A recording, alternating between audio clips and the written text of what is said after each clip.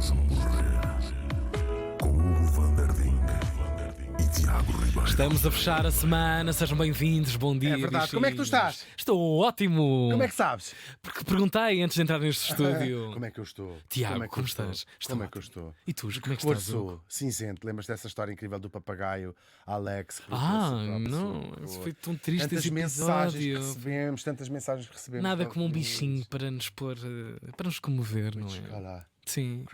Posso dar aqui um pex? Dá-me-se. Ui.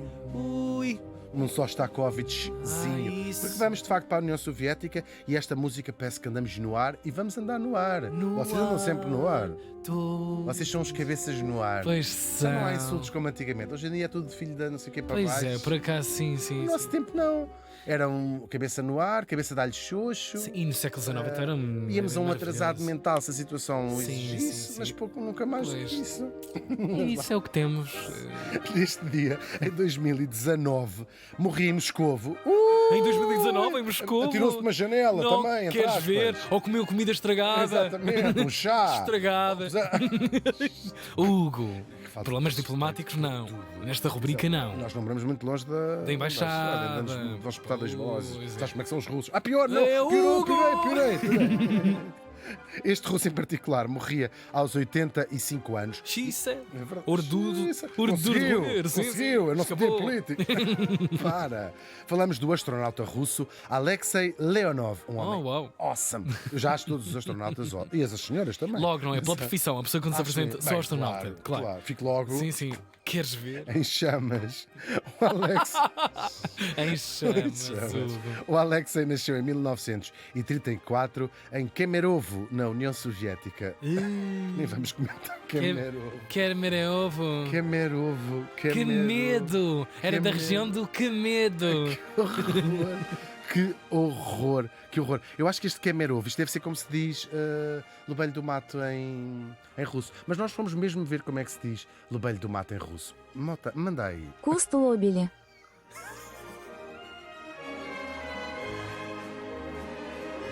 É que ela diz à abelha! Outra vez. Ela diz à abelha Maia, queres ver? Mostra lá. Isto é ótimo! Куст лобели. Era assim onde ele nasceu. Era este Lobelho do Mato na União Soviética. Ele teve uma infância muito atribulada. O pai foi preso e foi deportado para a Sibéria, como era moda naqueles anos 30. Agora já não.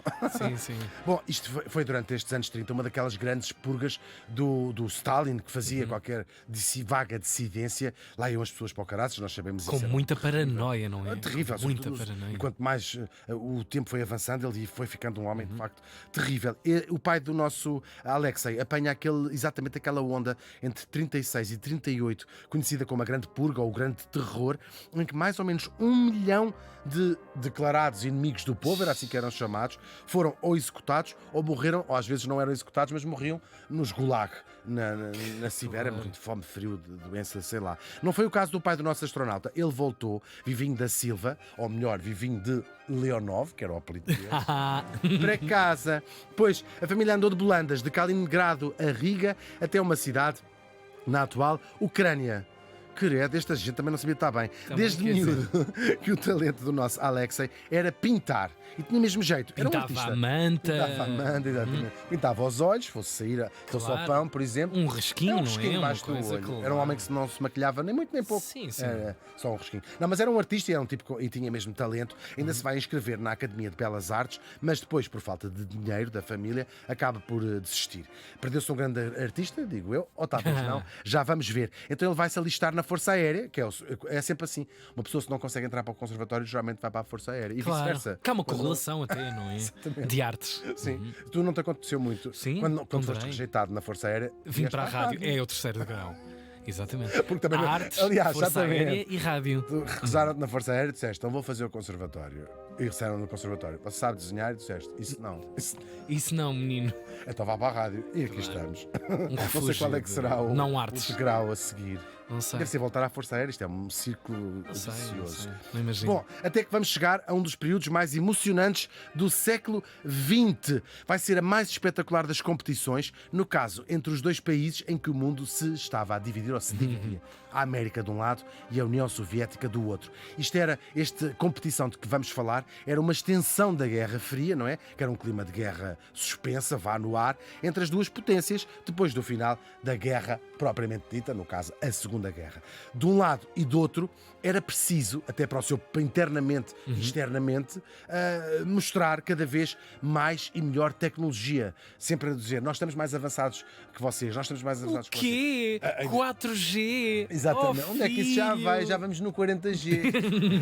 Ainda vocês estão a comprar a farinha, já nós estamos a tirar o bolo do forno.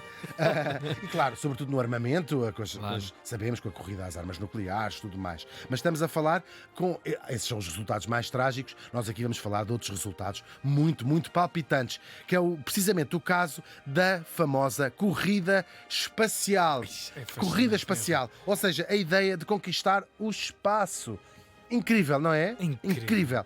A América e a Rússia precisavam, digamos assim, de espaço na sua relação. Sim. Precisamos de espaço. Que Preciso de vário. espaço. E como Foram havia até pouco, aconselhados.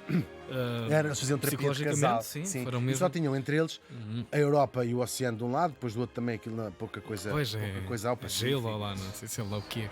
Eles precisavam mais água. espaço, então foram lá para cima. A coisa vai começar logo a abrir a década de 1950. Reza a lenda que é um artigo que sai numa revista para jovens até, sobre viagens espaciais, ainda tudo um bocado...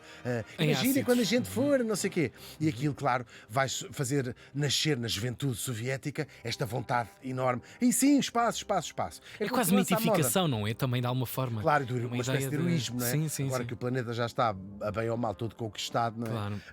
Vamos lá. Bem, e há desde sempre esse fascínio, e já vinha de trás a ficção científica, tudo mais, sobre essa ideia. Sai o tal artigo nessa revista russa, e os americanos fazem o mesmo, copiam. Começam a sair publicações para os jovens, para lhes alimentar também dentro deles Claro. este sonho das viagens espaciais. E depois, claro, nasce essa febre do espaço, e da parte dos governos, a febre começa a ser outra. A ideia era o quê? Os satélites, ou seja, a ideia de lançar satélites lá para cima, exatamente com a tecnologia que tinha sido usada para os mísseis da Segunda Guerra Mundial. Os satélites não é atirar um satélite e esperar que entre em órbita. Sim.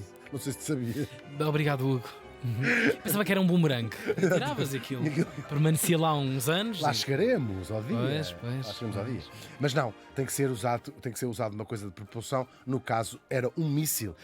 Aqueles da Segunda Guerra era a tecnologia. O que, portanto, assustava também sempre o outro lado, que era, então, mas espera lá, se eles têm mísseis para mandar satélites, Eles têm mísseis. também têm mísseis para me vazar uma vista, se for caso disso. 1955. Os americanos vão anunciar a intenção de conseguir lançar o primeiro satélite da história. Os soviéticos dizem, nós também.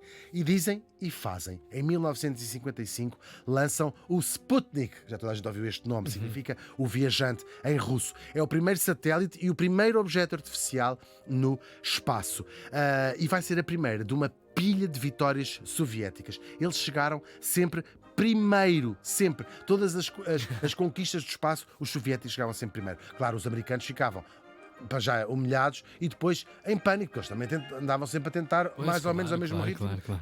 Contámos aqui já isso. Os soviéticos sempre, todos os primeiros X eram sempre soviéticos. Os americanos, em resposta, criam uma agência, NASA, claro, mas nem assim conseguem. Aqui vai a lista das vitórias soviéticas daqueles primeiros anos. O primeiro animal em órbita, as primeiras imagens do lado escuro da Lua, da Far Side of the Moon, a primeira sonda a pousar na Lua, os primeiros animais a ir ao espaço e voltar, porque eu lembro-me, os primeiros não voltaram, a famosa cadela laica lá ficou no espaço, desculpem crianças, mas é verdade, lá ficou. E claro, também o primeiro ser humano no espaço, em órbita à volta da Terra. Chamava-se ele, já o qual trouxemos, Yuri Gagarin, em 1961. Uma Era figura pop, não é? incrível, Sim. Incrível. Depois de acabar a corrida, são todos estes pessoas. Heróis. Ótimos, claro. 12 de abril de 1961. Eram 6 horas e 7 minutos da manhã e vai ser lançada a cápsula Vostok 1 com o Gagarin, que era um astronauta de 27 anos lá dentro. Ele vai se despedir do centro de comando com uma simples palavra: adeus, que vai se tornar a palavra símbolo das vitórias soviéticas na corrida espacial. Adeus. Só, não há drama, não há caso. Bem, era a primeira pessoa ever a ir ao espaço, andar à órbita da Terra. Portanto, ele pensou: não volto mais. Não volto, não é? Ele escreve uma carta à família e tudo assim, uma coisa muito dramática. Pensou, Pois, a claro. probabilidade de morrer. Claro. Mas escreve uma carta a dizer aos filhos que eram pequeninos: se eu morrer, não fiquem tristes, lembrem-se porque é que eu morri, foi uma coisa incrível e eu é que queria fazer isto assim. Mas não morreu. Foram 108 minutos desta façanha incrível, até que depois ele vai ser ejetado da cápsula a 7.000 metros e vai aterrar no Cazaquistão com um paraquedas. Um mês depois, a América lança o seu primeiro homem no espaço, Alan Shepard. Ele não orbitou à volta da Terra, mas foi ao espaço. Isto quando dizemos aqui o espaço, internacionalmente está definido a partir de que altitude é que se considera o espaço, não é? Portanto, a partir de não sei quantos mil metros já é considerado o espaço, já sais da nossa atmosfera, lá como é que se chama essa volta por onde vocês vivem. E pouco depois, o presidente Kennedy vai subir esta parada. Ok, homens no espaço, já muito giro. Mas vamos lá subir. Homens no espaço, há muitos. Homens no espaço vai ser à segunda-feira, disse o presidente Kennedy. Quando pensa nas Tadinho. mulheres. Ele vai subir a parada, vai anunciar o quê? O objetivo final desta corrida espacial entre a América e a Rússia. A meta onde ambos os países tinham e queriam chegar. Ele fez a promessa de que até ao final da década de 1960 a América havia de pôr um homem na Lua e trazê-lo de volta à Terra são e salvo. É um discurso histórico, claro, com frases lindas como aquela que também já vocês ouviram. Escolhemos fazer estas coisas não porque sejam fáceis, mas porque são difíceis. Só que, entretanto, os russos vão somar e seguir as vitórias. 1963, a primeira mulher no espaço, a astronauta Valentina Tereshkova. Infelizmente ela ainda não morreu, está viva. E digo infelizmente porque não a podemos trazer aqui ao coitadinha. Mas Deixa estar a pessoa. Exatamente, um beijinho, fica lá muitos anos sem nós. Não, connosco, que é Pois, claro. Claro que nem é preciso dizer que toda esta corrida era acompanhada com uma febre inteira pelo mundo inteiro. Claro. Cada coisinha destas. A sensação do mundo. Sim, claro. A cada feito. Mais até no mundo ocidental, porque os soviéticos eram mais comedidos na sua. Faziam muita publicidade interna, mas cá para fora, bem, cada lançamento da Apollo, as pessoas ficavam coladas à televisão a ver aquilo. Claro. Às vezes nem sempre correu bem, não é? Os russos mais discretos vão continuando. Em 1965, mais uma vitória. O primeiro ser humano a andar no espaço, ou seja, a sair dentro da sua nave e dar umas voltas cá. A fumar fora. um cigarro fora da. É incrível. Epá, é absolutamente incrível. Ou seja, esteve no espaço sem nada à sua volta, senão o seu fato. Tu falas nisso, mas dá-me assim uma grande agonia cá dentro. Sim, mas sei os também uma nossos grande ouvintes vontade que estão a pensar. Não dá. Eu chegava lá assim, mas chorava de medo. Eu quero voltar. Já viste que vês o teu planeta de fora? É pá, eu já vi. Está bom assim, pelos olhos já dos viste com outros. drogas, Claro. mas sem E drogas. isso também. Mas é fascinante, é uma corrida, não é? Incrível. Sobre-humana, supra-humana. É não mesmo Sim. incrível. É mesmo passámos milhares de anos a olhar para um sítio É mesmo. e de repente estamos lá e olhamos para cá. É incrível. Quem foi o ser humano que fez isso? Andou no espaço pela primeira vez? É o nosso morto de hoje, claro, Alexei Leonov. Dia 18 de março, e lá andou ele durante 12 minutos e 9 segundos, preso com um cabo à sua cápsula. É incrível. E mais um detalhe, como ele nunca tinha abandonado a sua paixão, ele chega lá, levou um papel aqui dentro da cápsula, não cá fora, e fez um belo desenho do nosso planeta, que é considerada a primeira obra de arte feita no espaço. E que pode ser vista, está aí para verem. Vai regressar, claro, o verdadeiro herói soviético, não é para menos, e vai continuar a ser ele a comandar muitas outras missões soviéticas. O rapaz não tinha entrado em artes. Tal e qual, vês? Não é Foi lá genial? de cima e disse assim: oh! Não entra nas belas artes. Mas ele por acaso foi por falta de dinheiro, coitadinho. Não tenho dinheiro, e agora quem é que não tem dinheiro? Bom, depois de derrota em derrota até à vitória final, os americanos chegam finalmente à meta. 20 de julho de 1969. Neil Armstrong põe um pezinho na Lua com a sua célebre frase: uma senhora nunca usa brilhos antes das 7 da tarde. Hugo.